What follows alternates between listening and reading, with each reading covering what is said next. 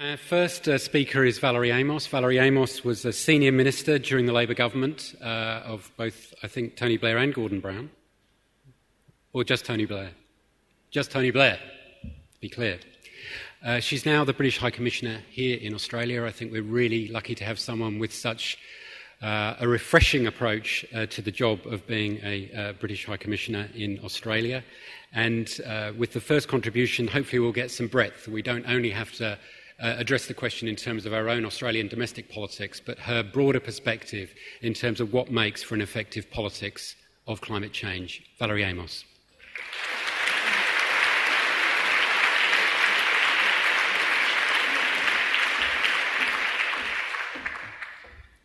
Nick, thank you very much indeed. And I'm just wondering if refreshing is the diplomatic equivalent of brave, which is what, when you're a minister, they say to you when you say you want to do something.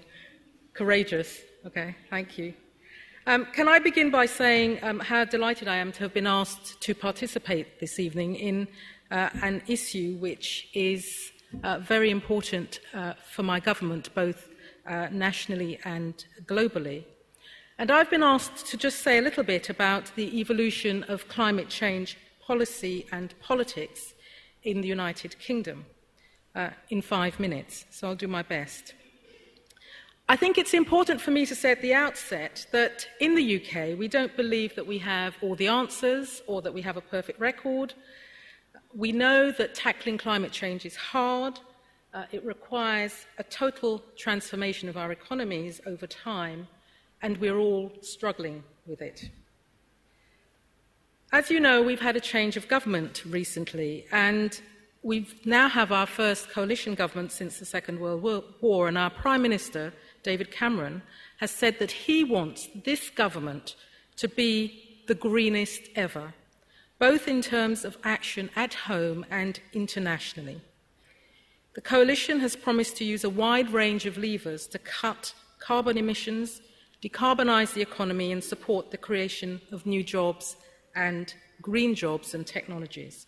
And they've already made some important policy announcements, including the cancellation of plans for a third runway at Heathrow, and there are other announcements which have also been made.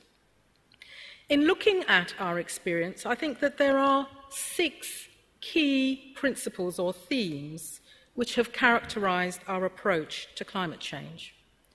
And the first, which is perhaps the most important, but all of them are important, is the broad consensus which exists around the need to tackle climate change and to move to a low-carbon economy.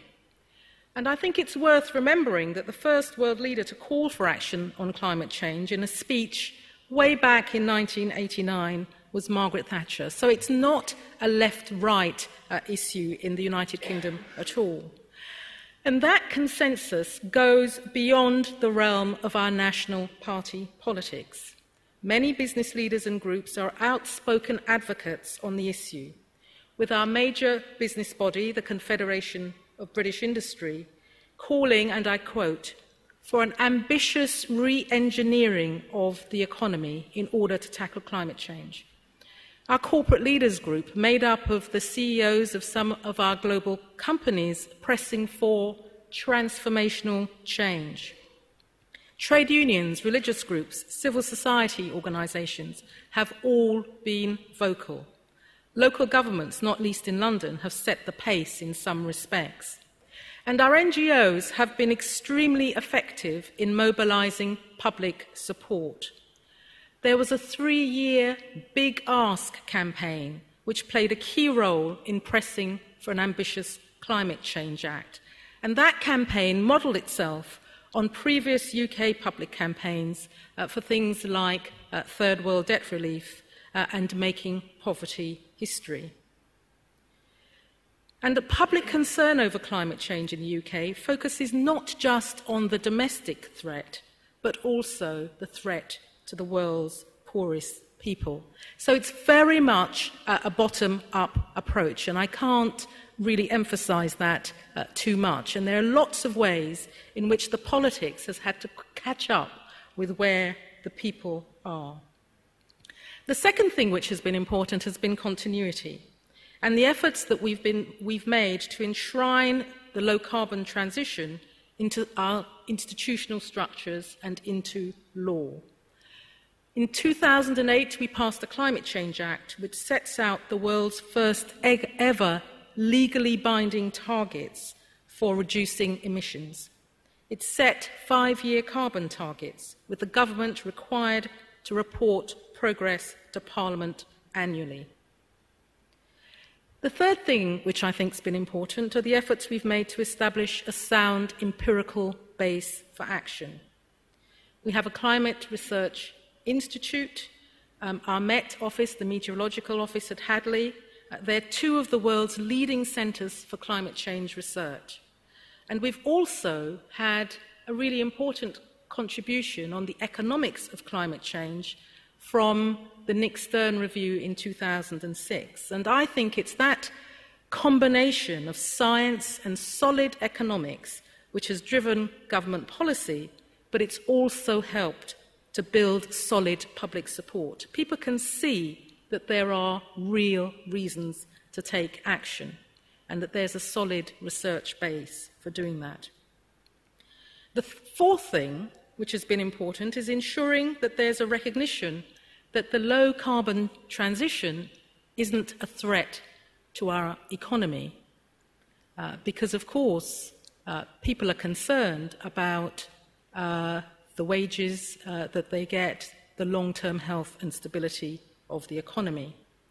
So efforts to address climate change in Britain have gone hand in hand with economic growth. And even in the last couple of years, when we've had a pretty difficult time in terms of the global financial crisis, it's the low-carbon economy and, to a certain extent, green jobs in our economy which have helped to keep our economy moving. Between 1990 and 2005, the economy grew by more than 30%, while greenhouse gas emissions fell by more than 12%. The fifth thing is the comprehensive nature of the approach. A lot of people talk as if a price on carbon is all that's required. This is not our approach in the United Kingdom. We believe a carbon price is essential. We've had an emissions trading scheme since 2002, but it's not enough. Alone, a carbon price will not drive the transition fast enough, and it doesn't reach all parts of the economy equally effectively. You also need regulation, you need incentives, you need education, you need standards, and you need innovation. A modern economy is complex, and we have to use all the tools at our disposal. And finally, it's the commitment to action. I can see you, Nick, standing up.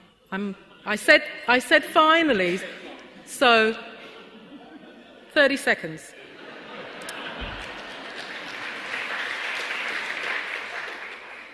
And this really is important because we believe that what we all do really matters. It's actually quite rare in the United Kingdom to hear anyone say that we should wait and see what everyone else does, even though we account.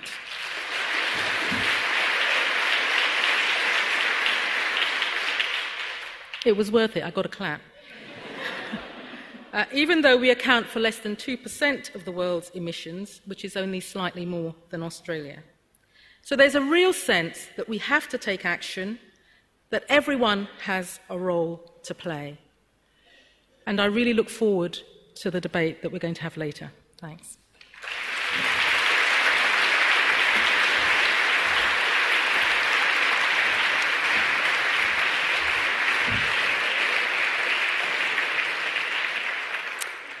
Thanks very much for that, Valerie. For 2 years of my career, I played a very small part in some of that, but now is not the time to hear about any of that. It's time for me to be very quick and welcome to the stage somebody that everybody knows, I hope.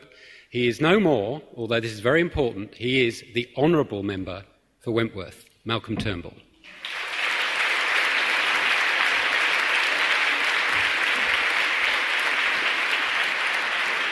Thank you very much, Nick. We live in a continent that is uniquely challenged by climate change. We live in a dry continent that is becoming drier and hotter in the southern part where most of the population live, and we have witnessed that. We have seen the last decade the hottest decade on record. The next hottest was the one before that, the next hottest the one before that. Climate change is real, it is affecting us now, and it is having a particularly severe impact on Australia. And yet, right now, we have every resource available to us to meet the challenge of climate change, except for one, and that is leadership.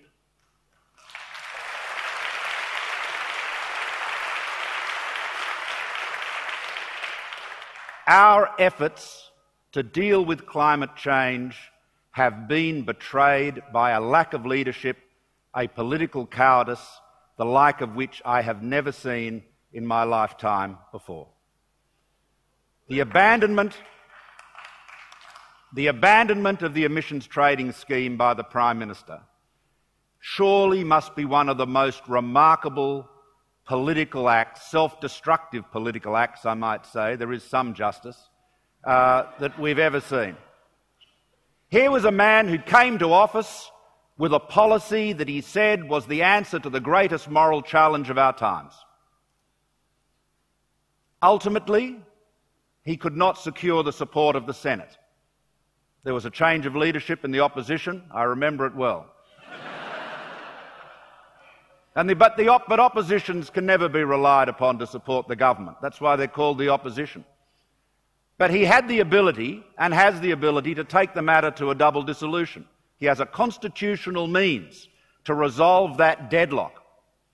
But because he did not want to take it on, because he did not have the guts to take on this issue, he squibbed it and abandoned it.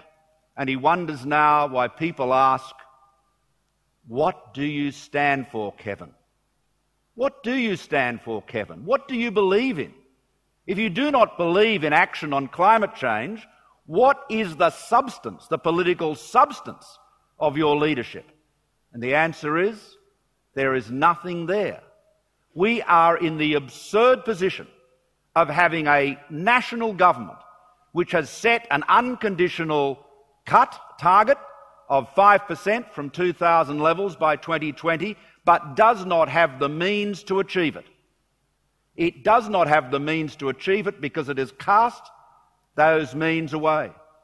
And the surreal political aspect of this is that Kevin Rudd chose, out of cowardice, funk, as Tim Flannery described it, not to take on the emissions trading scheme for fear of being accused of imposing a great big new tax, notwithstanding that the emissions trading scheme had, on the basis of the latest Nielsen poll, the support of 58% of the population, had the support of the vast majority of industry, was well understood and had been consulted extensively with green papers, white papers, studies, amendments, negotiations.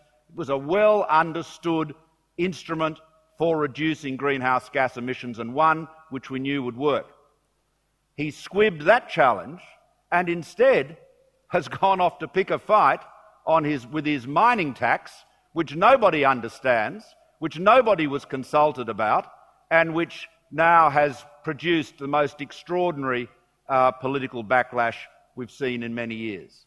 It's an incredible, surreal episode of combination of political cowardice and political incompetence. Now, the fact is, the inconvenient, for some people, melancholy fact of life is this: we cannot cost-effectively achieve a substantial cut in emissions without putting a price on carbon. We have to put a price on carbon. We can do it via carbon tax, if you like. The better approach is via a cap-and-trade emissions trading scheme. I think most people in Australia who write about this agree on that. But you cannot get away from the fact that there is a cost.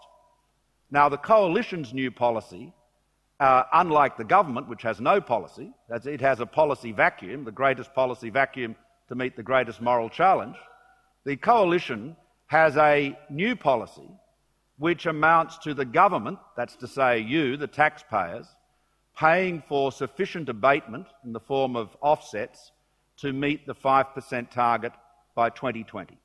I have to say, while it is not a policy I would propose or that I would regard as ideal, it does potentially or theoretically have the ability to meet the 5% target. It is a medium-term stopgap policy. That's probably the best way to describe it. What it doesn't do, of course, is set a long-term carbon price. It doesn't give the investors, people like Grant King from Origin, who spoke here earlier in the week, it doesn't give the investors and the business community the confidence, the signal that they need to know what kind of investment, what sort of equipment to buy, what sort of fuel to have to generate electricity in the years ahead. So the Coalition's policy, which I say is better than nothing, which is what the government has, is a medium-term stopgap which hopefully will be succeeded by a thoroughgoing price on carbon. If I could just conclude on this point, the proposition that the government has put out that nothing has been done internationally and that justifies us shelving the emissions trading scheme is flawed for two reasons. Firstly, the government has, and the Coalition supports, an unconditional 5% cut. And if you make a commitment to that cut, it follows that you must have the means to carry it out. The government currently does not have the tools to do that. Perhaps Mark Dreyfus will tell us what they are. He might be able to produce them. But the second argument is that not enough has happened internationally. Well, Warwick McKibben, the member of the Reserve Bank Board and one of the most distinguished climate change economists in the world, has analysed the commitments made under the Copenhagen Accord. And he makes the point that the commitments that have already been made are very substantial. China's per capita emissions, on the basis of what it has committed to the Accord, will be 22% lower.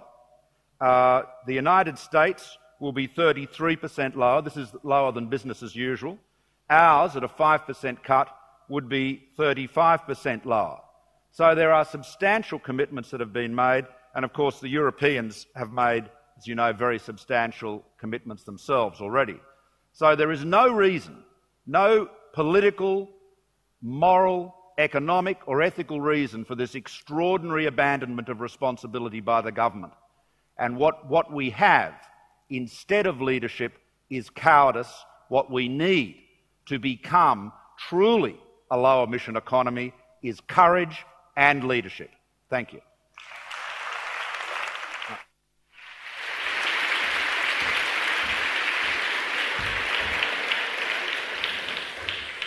Thank you very much, Malcolm. Courage and leadership through a medium-term stopgap policy is the tension that I think we might be able to point to there. Now, we have Nick McKim with us this evening. Nick McKim might not be a household name to many of you in Melbourne, or I live in Sydney, but Nick McKim is more than just the leader of the Tasmanian Greens. Nick McKim now is also the Minister for Climate Change, Sustainable Transport and Energy in one of Australia's states. And I'm really interested to hear from him, as a lifelong Green, his perspective on the climate problem, not only his perspective, but what he is actually doing as a Green in government now. Nick McKim.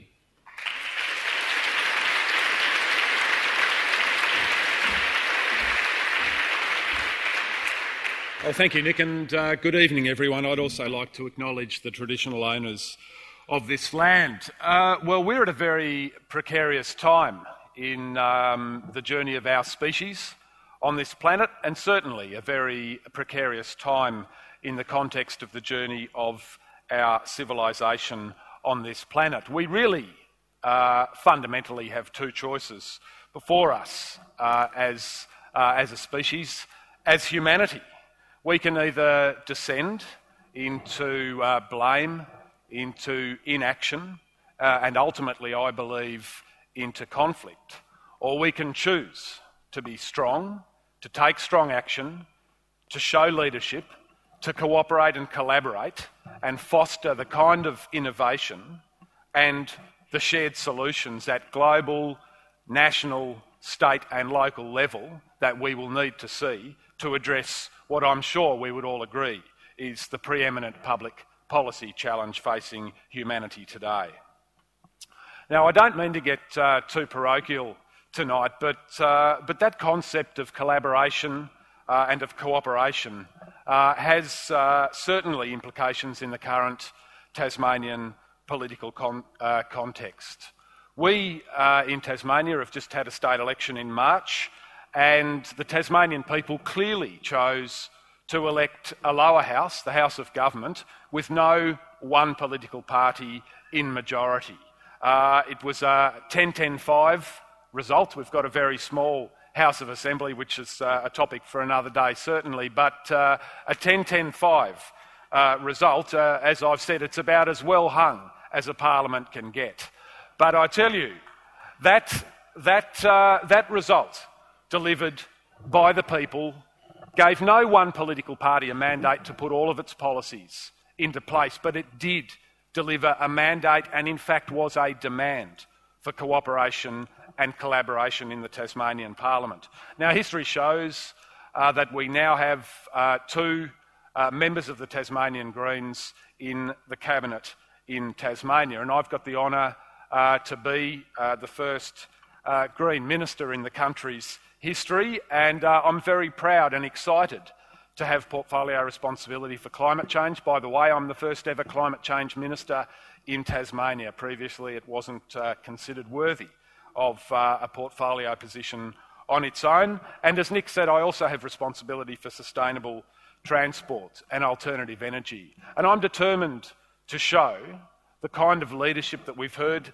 Valerie and Malcolm speak about, and the kind of leadership we will undoubtedly need to address this preeminent public policy challenge. And I didn't work this out before with Valerie, but I also was going to mention Sir Humphrey and his penchant for saying to his minister, that is a very brave decision, Minister, meaning, of course, foolhardy.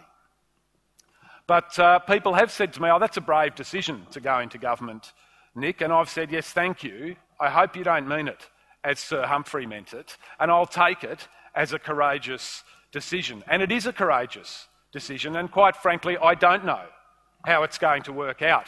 But what I can tell you, it's working very well at the moment, and that kind of bravery or courage is what we will need in terms of all of our political leaders to deliver solutions to the climate change challenge. I'd like to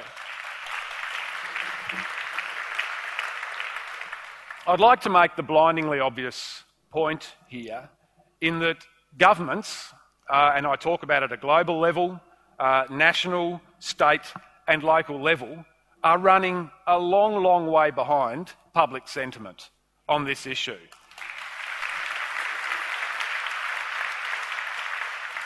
It's an extraordinary situation. People want action, business and investors want certainty around climate policy, and governments, particularly in this country, have comprehensively failed to offer the kind of leadership that we will need. It's time for governments to lead from the front, not sit back, do very little, and expect people like you, people like me, and companies to show leadership on this issue. It's time that governments showed leadership on the area of climate change, and there are a couple of ways that governments can do it. Firstly, people in positions such as mine, leadership positions, can do things like this. We can come along today, show leadership, explain what we're doing, and I'll come to that in a minute, and the second thing that people in my position can do is actually implement strong public policy in this area. The third thing that we can do is use very careful language. We need to stop talking just about the crisis and start talking about the opportunities. We need to stop focusing on the nightmare and start focusing on the dream, because there are opportunities available to early adapters, whether it's at a local, even a household, a state or a national level. Strong action now will place us in a stronger position to deliver on the kinds of things that people expect governments to deliver. We need to not only look at mitigation, although that is indeed a crucial part of the public policy solution, but I have a view that even if we took strong action at a global level right now to make significant inroads into our global emissions profile, we're still going to need to look at adaptation measures in order to get through the worst impacts of climate change. And adaptation is going to require some long-term thinking. It's going to require thinking about pretty much every aspect of the way we live our lives today, whether it's power generation, how we move people around, how we work, how we move freight around, how we plan for the future.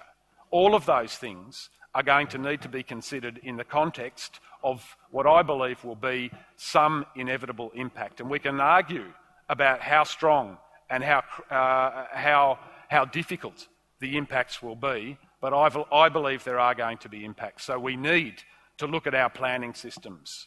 Are you waving that prior to standing up, Nick? You are, aren't you? I'm about to say finally in a minute. But I do want to say the way we plan our infrastructure is crucial. I mean, how crazy is it that we are spending by a factor of 10 or 100 more on building roads than we are on passenger transport? And those roads, we're going to turn around and mine them in 100 years for their oil content.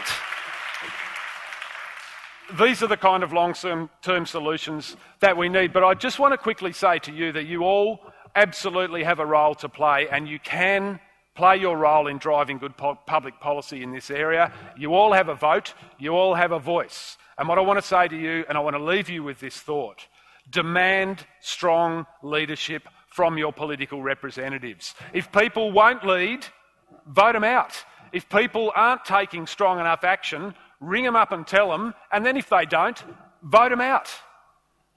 You have the power here. We represent you. Exercise that power thoughtfully, but above all, make sure you exercise it strongly. If you do that, you will get political leadership that will lead and not follow.